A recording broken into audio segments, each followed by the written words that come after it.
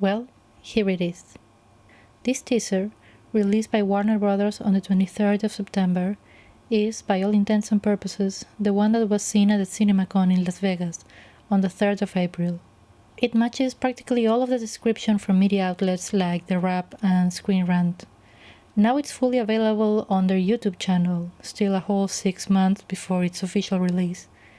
And considering I've already made a 26-minute video on its production history, I think it's appropriate to get to analyzing this teaser, ask ourselves a few questions, and see what new information we can glean from it. First of all, let's check the description under the video. A bold, iconoclastic take on one of the world's most compelling stories. How does one do an iconoclastic take on Frankenstein when it has already been retold, recontextualized, and parodied so many times? What do they mean by iconoclastic? Like that one negative early reaction said, does this mean that we are going to, apart from the core narrative and the basic storyline, have some meta-commentary on the Frankenstein story, perhaps featuring Mary Shelley herself? Or is iconoclastic here just a synonym for punk?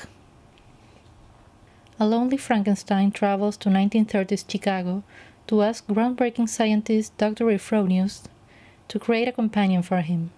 The two revive a murdered young woman, and the bride is born. What ensues is beyond what either of them imagined. Murder, possession, a wild and radical cultural movement, and outlaw lovers in a wild and combustible romance. Murder we get. Possession, that's very unexpected, unless it's some form of metaphorical possession that's not your typical body-snatching demon. Wild and radical cultural movement is still not portrayed or even really hinted at in this teaser. And outlaw lovers in a wild and combustible romance, we get outlaws. I want to know how wild this romance is, though. Not in the consequences of their actions in others, but how they interact with one another. They are shown to be together, though what exactly the dynamic is between them hasn't really been shown. The composer is now officially Hildur Gudnadottir, replacing Johnny Greenwood. A quick search on IMDb lists Johnny Greenwood as the composer of Unused score. This is kind of disappointing, not only because Greenwood's a talented and creative composer, but because the fact that there was such a shift in composers makes me afraid for the musical identity of the movie, especially since it's supposed to be a big part of The Bride. I do not doubt the immense skill and sensibility of Hildur Gudnadottir, but I'm nervous whether a movie that already has a fair share of similarities to Joker will keep taking from that production crew.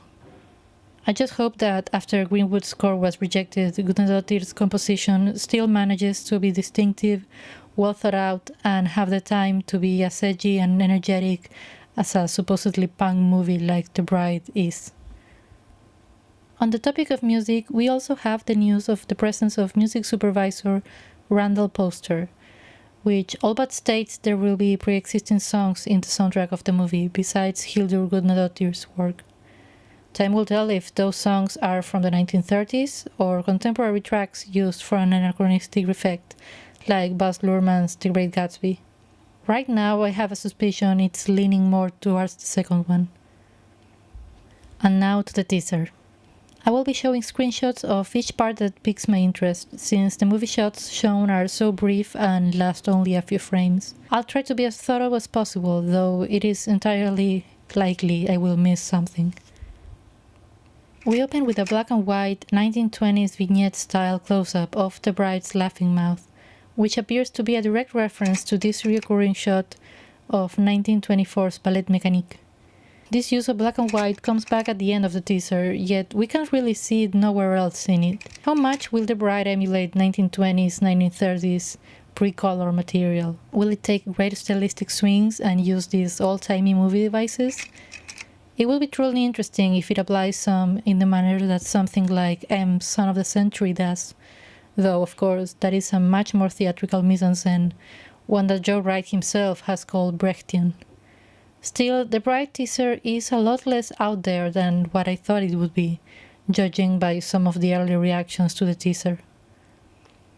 Having said that, this very quick shot of what I think is the inside of an old film projector, more specifically the carbon rod that creates light, brought to mind this one shot at the very beginning and at the very end of Ingmar Bergman's 1966 masterpiece Persona. It is part of the opening montage that makes a direct reference to the medium of film itself. If this is actually an allusion to Persona, well, that is a fascinating and very sneaky citation, maybe signaling a potential degree of exciting experimentation. At the very least, of an ambitious desire to emulate, in part, a very celebrated classic. This deliciously gothic shot is, of course, reminiscent of these iconic images of the 1931 movie, when Henry and Fritz are digging up the bodies. This person next to the creature, which I'm going to call Frankenstein from now on since that's how he's called in a newspaper later on, is seen in the lab where the bride is brought back to life, so I believe we can assume they're Dr. Euphronius. The next images show Frankenstein and Euphronius going up to the lab where we get a few parts of the resurrection scene. This shot of what I can only assume is a more abstract way of showing the light that shines above her before she comes back is what I also assume some early reactions have called the weird experimental stuff. As an aside, knowing that the 1920s leading to the 1930s were a time where film experimentation was flourishing, with works by Man Ray, Fernand Léger, and Duchamp, makes me hope, as I've commented before, that Gyllenhaal will be taking risks in the form and narrative of her film, which is, to me, what makes the movie The Bride so intriguing.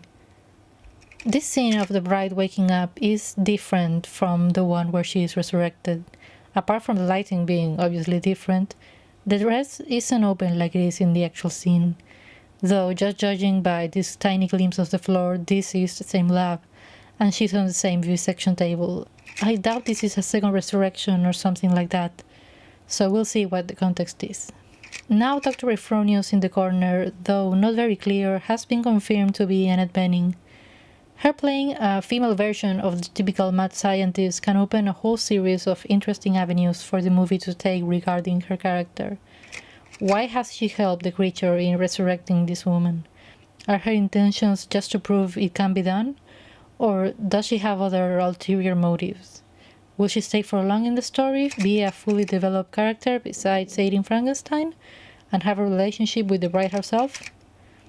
Since, just as Del Toro's movie will focus on the bond between Victor and the creature, and adopting the angle of a father and son relationship, will the one between this Euphronius and this bride be one of a mother and daughter? Or will she just feature in the movie for the bride's resurrection and then have smaller appearances throughout as an afterthought? Just a detail, but I like how Frankenstein tries to flatten his hair and politely takes his hat off to introduce himself to her. And he has a little bow tie as if ready for the official wedding. I doubt she's just going to say I do right away, though. We get a few looks of the other main characters, Peter Sarsgaard, police officer, and Jake Gyllenhaal's movie star, which is not appearing in a black and white movie, so will then likely feature as an actual active character. The background provides very little information on the context, though Sarsgaard's cop is somewhere in a field where we can see, later on in the teaser, the bride and Frankenstein pass by. I wonder how people in this universe know that the creature is a Frankenstein. Here I'm coming back to the questions posited in my last video. Was Victor's case famous? When did he bring his creature to life? What's this one Frankenstein story? Was there a Frankenstein movie in this universe? Another detail, but the idea of the bride and her Frankenstein possibly spending their honeymoon in Niagara Falls is extremely funny. Between this and the appearance of that New York newspaper, it's clear this will have the bride and her Frankenstein going around the country while pursued by the law, so I don't think we'll be staying in Chicago for long. We still have no more information on what Penelope Cruz's role will be, apart from a journalist, possibly someone else following the activity of the killer couple. In this shot, it appears it's her climbing up the stairs to Euphronius' lab, continuing into this shot from earlier, which feels rather strange since her lipstick appears darker. Hopefully that means that Euphronius will feature for longer than just up until the bride's resurrection, at least enough for Cruz's journalist to interview her. I'm no specialist, but this doesn't look like a very 1930s dance. I wonder how they got into this party, why nobody seems to recognize them or even care that they're there, since they both have very recognizable faces. Maybe it's a dream scene? Though that seems unlikely. Them running away to the countryside definitely have some very Bonnie and Clyde vibes, which I find curious because so far the movie has had a very urban flavor to it, what with it being originally set, or at least the first scenes or so, in Chicago. Quick shots of traveling by car makes me wonder if this will also have elements of a road trip movie, which also connects it to Natural Born Killers and Bonnie and Clyde once more. There's not much among all these signs that can be properly read, but I can make out a poster that looks pretty early Soviet-ish, and this one that's much clearer in this other shot that is obviously a Dadaist poster with German words on it. Will the political situation of the 1930s have any mention in this movie? Is it an invocation of aesthetic influences, maybe, more than any actual evidence of some historical accuracy? If the usage of Dadaist imagery is meant to indicate some level of creativity with the film form, like the references to experimental films mentioned before, how heavy will it be in the final film? Will it be limited to these black and white shots, to these almost abstract frames of light and dark spots? The obvious choice for this shot is Times Square, though really, if we still are supposed to be in Chicago, it can be any city with bright lights. Judging just by the floor once again, this looks like the space from the previous dance scene, perhaps a Hollywood party where Jake Gyllenhaal's movie star is present, and which the bride and her Frankenstein crash. Once again in the lab, maybe even in the same resurrection scene from earlier, the black stains look fresh. It is possible that this could be when the bride refuses to marry Frankenstein and maybe even shoots him. Will we get 2 or maybe even 3 party scenes? Are these real parties or just dreamed or imagined moments in the bride's mind? Curiously, here the bride has a different flap-style fringe dress and doesn't have the black stains in her mouth, which might mean that this could have happened before she was resurrected, or that she just washed up at some point. This shot remains one of the most fascinating of this teaser. The bride reaches out to a light by a window, which I think might be the shining hand of a large clock. The way she's pulled back to the operating table, along with a strange crooked angle of the camera, communicates this eerie feeling of disorientation, as if in her resurrection she's having an out-of-body experience. It has a similarity to this previous moment, in which she is almost reaching out for the light in the fall down the stairs. Once more, potential experimentation and a desire to portray this experience the bride goes through, her death and resurrection, through different paths than just a realistic, matter-of-fact manner. Here, at the end, we are at the indoor pool again. The lighting is sort of similar to this other previous shot, so maybe this is a reverse shot situation. What happens in this scene? There's not much clue, really, maybe just a slower moment, a conversation between the bride and his groom while they're hiding from the law. What's my name? I can't remember. The matter of names, of course, is quite important in a Frankenstein story. As Victor's creature is not named, one could assume the taking of his creative surname is a reclamation of an identity. The dialogue suggests that this loss of the bride's name could be a theme the movie might play with, hopefully.